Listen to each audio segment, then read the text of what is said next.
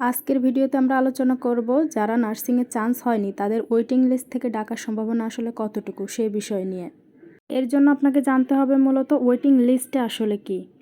মোট 3টি ভাগে ওয়েটিং লিস্ট করা হয়, 1, 2, 3। ওয়েটিং লিস্ট 1-এ 100 জনকে, পরবর্তী 200 জনকে ওয়েটিং লিস্ট 2-তে এবং পরবর্তী 300 জনকে ওয়েটিং লিস্ট 3-তে। ওয়েটিং লিস্ট 1 থেকে মোটামুটি 80% চান্স হওয়ার সম্ভাবনা থাকে এবং 2 থেকে 15% রেজাল্ট আসার সম্ভাবনা থাকে এবং 3 থেকে মোটামুটি 5% রেজাল্ট আসার সম্ভাবনা রয়েছে। চান্স হওয়াটা মূলত নির্ভর করে কাটমার্কের উপরে। ধরেন এবছর কাটমার্ক হচ্ছে আপনার 70, অর্থাৎ 70-এর উপরে যারা পাইছে তারা সবাই চান্স পাইছে, কিন্তু পাস তো মূলত 40 বা 40-এর উপরে যারা আছে তারা সবাই কিন্তু ওয়েটিং লিস্টে আছে। এখন কথা হচ্ছে ওয়েটিং লিস্ট থেকে ডাকবে কাদেরকে।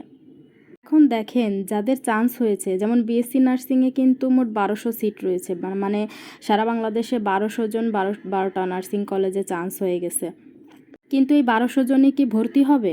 অনেকে আছে যাদের বিভিন্ন প্রবলেমের কারণে ভর্তি হবে না, অনেকে দূর দূরান্ত থেকে বা অনেক মেয়ের বিয়ে হয়ে যাওয়ার কারণে ভর্তি হয় না, বা অনেকের অন্য ভার্সিটিতে চান্স হয়ে যায় বা সেকেন্ড টাইম দেওয়ার জন্য ভর্তি হয় না। তো এই সিটগুলো যে ফাঁকা থাকে, এই সিটগুলো ফিল আপ করার জন্যই মূলত ওয়েটিং লিস্ট থেকে ডাকা হয়। প্রথমেই বলেছিলাম যে ওয়েটিং লিস্টটাকে 3 ভাগে ভাগ করা হয়। টোটাল পজিশন তো 1200। তো 1200 থেকে 1300 যারা এই মাঝখানের 100 জন স্টুডেন্ট, তাদেরকে রাখা হচ্ছে ওয়েটিং লিস্ট 1-এ। ধরেন আপনার পজিশনেই প্রথম 100 জনের মধ্যেই রয়েছে, তাহলে কিন্তু আপনার চান্স হওয়ার সম্ভাবনা 80% রয়ে গেছে। সেক্ষেত্রে কিন্তু মেয়েদের চান্স হওয়ার সম্ভাবনাটা বেশি থাকবে, আর ছেলেদের চান্স হওয়ার সম্ভাবনা কম থাকবে, কারণ ছেলেদের সিট সংখ্যা কম থাকে। ছেলেরা মোটামুটি যেই সিট পর্যন্ত বা যেই পজিশন পর্যন্ত চান্স হয়ে গেছে, তার পরবর্তী 50 জনের ভিতরে যদি তার মেরিট লিস্ট থাকে, তাহলে তাদের সম্ভাবনা হওয়ার চান্স হওয়ার সম্ভাবনাটা বেশি থাকবে। এখন কথা হচ্ছে ওয়েটিং লিস্ট 1 থেকে যদি খালি হয়ে যাওয়া সিটগুলো ফিল আপ হয়ে যায়, তাহলে কিন্তু ওয়েটিং লিস্ট 2 এর কোনো প্রয়োজন নেই, অর্থাৎ আর রেজাল্ট দিবে না। আর যদি ফিল আপ না হয় তাহলে রেজাল্ট পরবর্তীতে আসতে পারে।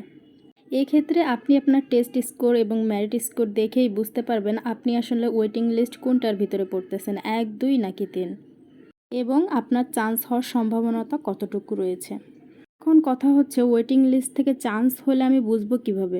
অবশ্যই আপনাকে বিএনএমসি থেকে মেসেজ দেওয়া হবে আপনার চান্সের ব্যাপারে, এবং আপনি কোন কলেজে চান্স হয়েছে, গভর্নমেন্টে যেভাবে চান্স হলে মেসেজ দেয় ঠিক ওইভাবেই একটি এসএমএস আসবে। সো চিন্তার কোনো কারণ নেই। ওয়েটিং লিস্ট থেকে যদি চান্স হয় তাহলে অবশ্যই আপনার ফোনে একটি এসএমএস যাবে। গভর্নমেন্টে যারা চান্স পেয়েছে তাদের ভর্তি যেহেতু হয়ে গেছে, মোটামুটি 10-15 দিন পরেই ওয়েটিং লিস্ট 1-এর রেজাল্টটা পেয়ে যাবেন। আজকের ভিডিওটা তাহলে এ পর্যন্তই। আল্লাহ হাফেজ।